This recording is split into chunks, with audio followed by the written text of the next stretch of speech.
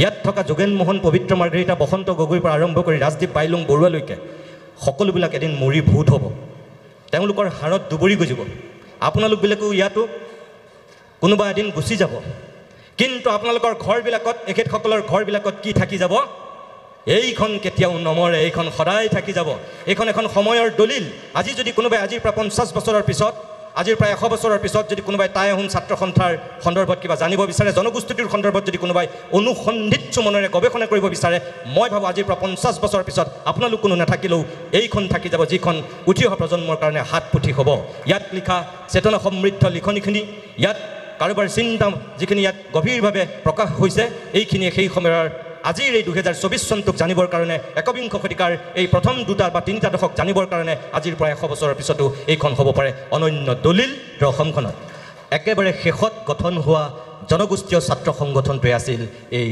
টাই আহোম ছাত্ৰ সন্থা যে পৃথিৱীৰ বুকুত এটা জাতি যদি জাতি হিচাপে জীয়াই থাকিব লাগে সেই জাতিটোৰ তিনিটা উপাদান সদায় থাকিব লাগিবই য'তেই নাথাকক যিমানেই তেওঁলোক সংখ্যাৰ ফালৰ পৰা বৃহৎ নহওক কিয় যদি সেই তিনিটা উপাদান ক'ৰবাত ঘূণে ধৰে সেই জাতিটো পৃথিৱীৰ বুকুত জাতি হিচাপে জীয়াই থকাটো বৰ কঠিন 1 ভাষা 2 নিজস্ব সংস্কৃতি আৰু 3 এক উচ্চ মানৰ সাহিত্য এই তিনিটা উপাদান অবিহনে এটা পৃথিৱীৰ বুকুত জাতি কেতিয়াও জাতি হিচাপে জীয়াই থাকিব নোৱাৰে এটা সময়ত সংস্কৃত ভাষা আছিল গোটেই ভাৰতবৰ্ষৰ যদি আধিপত্য বিস্তাৰ কৰা এই অসম ভূখণ্ডটো সংস্কৃততেই সাহিত্য চৰ্চা কৰিছিল তাৰপিছত সংস্কৃতৰ পিছত কোনটো ভাষাই আধিপত্য লাভ কৰিছিল এই আহোম জনগোষ্ঠীৰ অন্যতম টাই ভাষা আছিল শক্তিশালী ভাষা যেটো আজি অসমীয়া ভাষা এই ভাষাটো অকল আমাৰ মুখেৰে কৈ থাকিলেই জীয়াই থাকিব নেকি উন্নত মানৰ সাহিত্য সৃষ্টি হ'ব লাগিব অৰ্থাৎ এই আহোম জনগোষ্ঠীটোৰ টাই ভাষা টাই সংস্কৃতিৰ পৰা আৰম্ভ কৰি অসমীয়া সমাজ জীৱনৰ যেটো আধিপত্য হেতু অটুট ৰাখিবৰ কাৰণে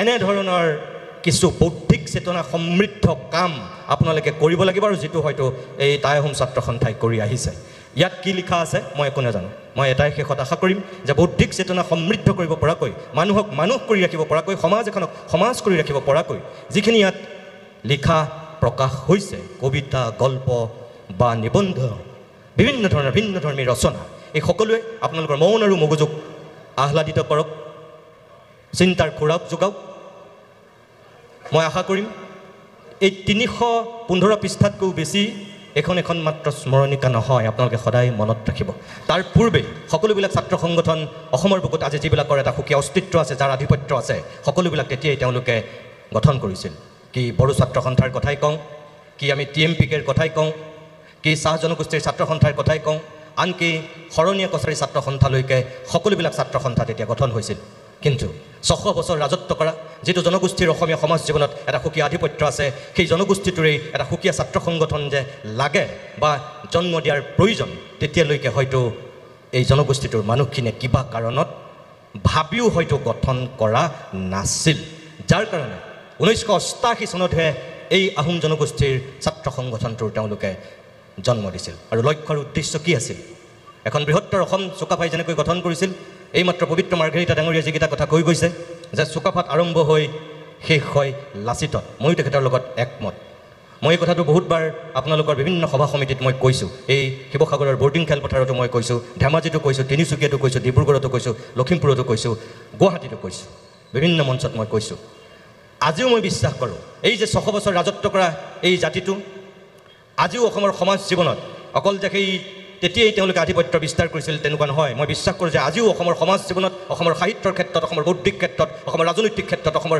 ক্ৰীড়াৰ ক্ষেত্ৰত সকলোতে এই আহোম জনগোষ্ঠীৰ এটা সুকীয়া আধিপত্য অটুট আছে আমি যদি চাওঁ তেনেহ'লে দেখিম যে ৰাজনৈতিক ক্ষেত্ৰত যেনেকৈ তৰুণ গগৈ ডাঙৰীয়াই সৰ্বাধিক সময়ৰ অসমৰ মুখ্যমন্ত্ৰীৰ আসন অলংকৃত কৰা অভিলেখ সৃষ্টি কৰি থৈ গৈছে তেনেকৈ অসমৰ প্ৰথমখন বিশ্ববিদ্যালয়ৰ প্ৰথমগৰাকী উপাচাৰ্য এই জনগোষ্ঠীটোৰেই কৃষ্ণকান্ত সন্দিকৈয়ে শুৱনি কৰিছিল ঠিক একেধৰণে অসম সাহিত্য সভাৰ প্ৰথমগৰাকী সভাপতি পদ্মনাথ গোহাঁই বৰুৱাও এই জনগোষ্ঠীটোৰেই অন্যতম উত্তৰসূৰী আছিল ঠিক একেধৰণে এতিয়াও সৌ সিদিনাখনলৈকে অসমৰ বৌদ্ধিক জগতত এটা সুকীয়া আসন অধিকাৰ কৰি অসমৰ সংবাদ আৰু সাহিত্যৰ ক্ষেত্ৰখনক এটা সুকীয়া মাত্ৰা প্ৰদান কৰা মোৰ যিগৰাকী আদৰ্শ ব্যক্তি যাক মই দ্বিতীয় দেউতা বুলি গণ্য কৰোঁ হোমেন বৰগোহাঁই ছাৰ অসমত একমাত্ৰ ব্যক্তি যি 54 বছৰ ধাৰাবাহিকভাৱে সংবাদ জগতৰ সম্পাদকৰ দায়িত্ব তেওঁ বহন কৰিছিল আৰু অসমৰ বৌদ্ধিক জগতৰ অন্যতম ভোটা তৰা হিচাপে উজলি আছিল। কোনো অসমীয়া নাই ইমান দীঘলীয়া সময় ইমানকেইখন কাকত প্ৰতিষ্ঠা কৰি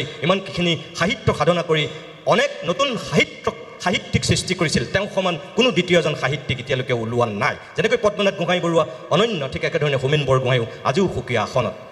কোনোবাই ৰাজনৈতিক আদৰ্শত তেখেতৰ লগত পাৰ্থক্য হ'ব পাৰে, মত পাৰ্থক্য থাকিব পাৰে। মই ভাবোঁ আজিও যে অসমখনৰ এজন অঘোষিত অভিভাৱকৰ দায়িত্ব পালন কৰি আছে সেইজন হৈছে ডক্টৰ হীৰেন গোহাঁই। সেইজনো হৈছে এই আহোম জনগোষ্ঠীৰ অন্যতম এগৰাকী পণ্ডিত, যিজন পণ্ডিতৰ অনবদ্য অৱদান তেওঁৰ ৰাজনৈতিক দৰ্শনটোৰ লগত পবিত্ৰ মাৰ্ঘৰিটা ডাঙৰীয়া আছে, যোগেন মোহন ডাঙৰীয়া আছে, বা আন কোনোবা কংগ্ৰেছ, ৰাইজৰ দল, অসম জাতীয় পৰিষদ, অগপ এনেকুৱা ৰাজনৈতিক নেতাবিলাকৰ মতাদৰ্শৰ পাৰ্থক্য থাকিব পাৰে। কিন্তু যিটো বৌদ্ধিক আধিপত্য কেম্ব্ৰিজৰ পৰা ডক্টৰেট ডিগ্ৰী লোৱা এই মিল্টনক লৈ যিখিনি তেখেতে তেতিয়াই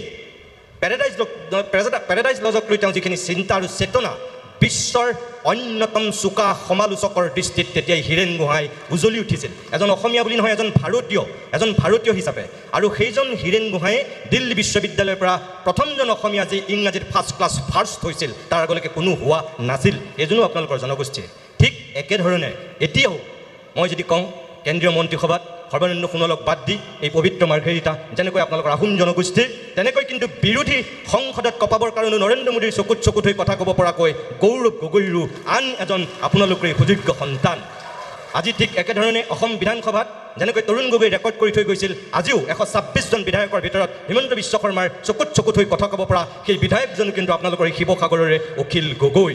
ইমানবিলাক বিধায়ক থকাৰ পিছতো ঠিক একেধৰণে মই ক'ম যে এতিয়াও ক্ৰীড়াৰ ক্ষেত্ৰত, সাংস্কৃতিক ক্ষেত্ৰত, সামাজিক ক্ষেত্ৰত অনন্য প্ৰতিভাৰ অধিকাৰী আছে এই আহোম জনগোষ্ঠীটোৰ। অসমৰ বুকুৱেদি যেতিয়ালৈকে ব্ৰহ্মপুত্ৰৰ পানী বৈ থাকিব, ভাৰতৰ ভূখণ্ডত এই অসম নামৰ জাতিটো যেতিয়ালৈকে জীয়াই থাকিব, তেতিয়ালৈকে এটা নাম সোণালী আখৰে লিপিবদ্ধ হৈ থাকিব, কি যে প্ৰথমগৰাকী অলিম্পিক বিজয়ী কোন? লাভলীনা বৰগোহাঁই, এগৰাকী উদীয়মান অসম সন্তান। আজি দ্ৰুততম দৌৰবিদ হিচাপে ভাৰতৰ নক্ষত্ৰ হিচাপে উজলি উঠা আন এজন সুযোগ্য ভাৰতীয় সন্তান, অসম সন্তান নহয়, তেওঁ কোন? আহোম জনগোষ্ঠীৰে অম্লান বৰগোহাঁই। এনেকৈ এতিয়াও এই জনগোষ্ঠীটোৰ বহুত প্ৰতিভা আছে। ভীমকান্ত বৰুৱাগোহাঁইৰ পৰা আৰম্ভ কৰি ডম্বৰুধৰ গগৈলৈকে, লীলাধৰ গগৈৰ পৰা আৰম্ভ কৰি এতিয়াও প্ৰেমথী গোহাঁই বৰুৱালৈকে আৰম্ভ কৰি অনেক সাহিত্যিকে এতিয়াও অসমৰ সাহিত্য জগতখন সমৃদ্ধিশালী কৰি আছে। মই বহুতৰ নাম ল'ব পাৰোঁ, মোৰ মুখৰ আগত যাৰ এই মুহূৰ্তত নাম আহিছে মই তেওঁহে লৈছোঁ। ৰাজদীপ বাইলুং বৰুৱা অসমৰ টেলিভিছনৰ অন্যতম এজন এতিয়া জ্যেষ্ঠ সাংবাদিক। আপোনালোকৰ এই যে সকলো ক্ষেত্ৰত ক্ৰীড়া, ৰাজনীতি, সমাজ, সংস্কৃতি সকলোতে যে এই এটা দপদপাই আছে, এই যে বিপিন চাউদাঙৰ পৰা এই যে আচাৰ্য বৰপাত্ৰলৈকে এই যে সকলো মানুহখিনি এই জনগোষ্ঠীটোৰ ক'ত নাই তাৰমানে এই আহোম জনগোষ্ঠীৰ মানুহৰ আধিপত্য। মই ভাবোঁ যে উঠি অহা প্ৰজন্মক এই প্ৰতিষ্ঠা দিৱসত আপোনালোকে এই কথাবিলাকো তেওঁলোকৰ মাজত বিলাই দিয়ক। উঠি অহা প্ৰজন্মক এই কাৰণেই বিলাই দিয়ক যে মই বিশ্বাস কৰোঁ যে পৃথিৱীৰ বুকুত এটা জাতি যদি জাতি হিচাপে জীয়াই থাকিব লাগে, সেই জাতিটোৰ 3টা উপাদান সদায় থাকিব লাগিবই। য'তেই নাথাকক, যিমানেই তেওঁলোক সংখ্যাৰ ফালৰ পৰা বৃহৎ নহওক কিয়, যদি সেই 3টা উপাদান ক'ৰবাত ঘূণে ধৰে, সেই জাতিটো পৃথিৱীৰ বুকুত জাতি হিচাপে জীয়াই থকাটো বৰ কঠিন। 1 ভাষা, 2 নিজস্ব সংস্কৃতি, আৰু 3 এক উচ্চমানৰ সাহিত্য।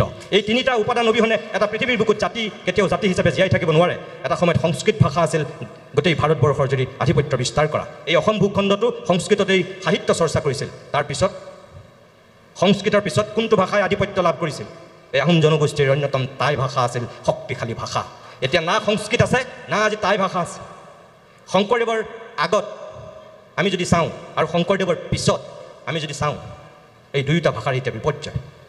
কিন্তু যিটো আজি অসমীয়া ভাষা, এই ভাষাটো অকল আমাৰ মুখেৰে কৈ থাকিলে জীয়াই থাকিব নেকি? উন্নতমানৰ সাহিত্য সৃষ্টি হ'ব লাগিব। অৰ্থাৎ এই আহোম জনগোষ্ঠীটোৰ টাই ভাষা, টাই সংস্কৃতিৰ পৰা আৰম্ভ কৰি অসমীয়া সমাজ জীৱনৰ যিটো আধিপত্য, সেইটো অটুট ৰাখিবৰ কাৰণে এনেধৰণৰ কিছু বৌদ্ধিক চেতনা সমৃদ্ধ কাম আপোনালোকে কৰিব লাগিব, আৰু যিটো হয়তো এই টাই আহোম ছাত্ৰ সন্থাই কৰি আহিছে। ইয়াত কি লিখা আছে মই একো নাজানো। মই এটাই শেষত আশা কৰিম যে বৌদ্ধিক চেতনা সমৃদ্ধ কৰিব পৰাকৈ, মানুহক মানুহ কৰি ৰাখিব পৰাকৈ, সমাজ এখনক সমাজ কৰি ৰাখিব পৰাকৈ যিখিনি ইয়াত লিখা প্ৰকাশ হৈছে, কবিতা, গল্প বা নিবন্ধ, বিভিন্ন ধৰণৰ ভিন্নধৰ্মী ৰচনা, এই সকলোৱে আপোনালোকৰ মন আৰু মগজুক আহ্লাদিত কৰক, চিন্তাৰ খোৰাক যোগাওক। মই আশা কৰিম এই 315 পৃষ্ঠাতকৈও বেছি এইখন এখন মাত্ৰ স্মৰণিকা নহয়, আপোনালোকে সদায় মনত ৰাখিব। ইয়াত থকা যোগেন মোহন, পবিত্ৰ মাৰ্ঘেৰিটা, বসন্ত গগৈৰ পৰা আৰম্ভ কৰি ৰাজদীপ পাইলুং বৰুৱালৈকে সকলোবিলাক এদিন মৰি ভূত হ'ব, তেওঁলোকৰ হাড়ত দুবৰি গজিব। আপোনালোকবিলাকেও ইয়াতো কোনোবা এদিন গুচি যাব, কিন্তু আপোনালোকৰ ঘৰবিলাকত, এখেতসকলৰ ঘৰবিলাকত কি থাকি যাব? এইখন কেতিয়াও নমৰে, এইখন সদায় থাকি যাব। এইখন এখন সময়ৰ দলিল। আজি যদি কোনোবাই আজিৰ পৰা 50 বছৰৰ পিছত, আজিৰ প্ৰায় 100 বছৰৰ পিছত যদি কোনোবাই টাই আহোম ছাত্ৰ সন্থাৰ সন্দৰ্ভত কিবা জানিব বিচাৰে, জনগোষ্ঠীটোৰ সন্দৰ্ভত যদি কোনোবাই অনুসন্ধিৎসু মনেৰে গৱেষণা কৰিব বিচাৰে, মই ভাবোঁ আজিৰ পৰা 50 বছৰৰ পিছত আপোনালোক কোনো নাথাকিলেও এইখন থাকি যাব, যিখন উঠি অহা প্ৰজন্মৰ কাৰণে হাত পুঠি হ'ব। ইয়াত লিখা চেতনা সমৃদ্ধ লিখনিখিনি, ইয়াত কাৰোবাৰ চিন্তা যিখিনি ইয়াত গভীৰভাৱে প্ৰকাশ হৈছে, এইখিনিয়ে সেই সময়ৰ আজিৰ এই 2024 চনটোক জানিবৰ কাৰণে, একবিংশ শতিকাৰ এই প্ৰথম 2 বা 3টা দশক জানিবৰ কাৰণে আজিৰ পৰা 100 বছৰৰ পিছতো এইখন হ'ব পাৰে অনন্য দলিল, সময়ৰ বুৰঞ্জী। আনুষ্ঠানিকভাৱে মই সম্পাদক এনামুদ্দিন আহমেদ ডাঙৰীয়াক অভিনন্দন জনাইছোঁ আৰু আশা কৰিছোঁ যিখিনি কষ্ট, শ্ৰম, ত্যাগ স্বীকাৰ কৰি ইতিহাসে পৰশা ৰংপুৰ আজি প্ৰকাশ কৰা হৈছে, আপুনি সফল হওক। আৰু আপোনালোক সকলোকে পুনৰবাৰ বহুত বহুত ধন্যবাদ আৰু অভিনন্দন জনাই আনুষ্ঠানিকভাৱে ইতিহাসে পৰশা ৰংপুৰ উন্মোচন কৰা বুলি ঘোষণা কৰি মই মোৰ দুআষাৰ সামৰণি মাৰিছোঁ। নমস্কাৰ। দাদালৈ বহুত বহুত ধন্যবাদ থাকিল।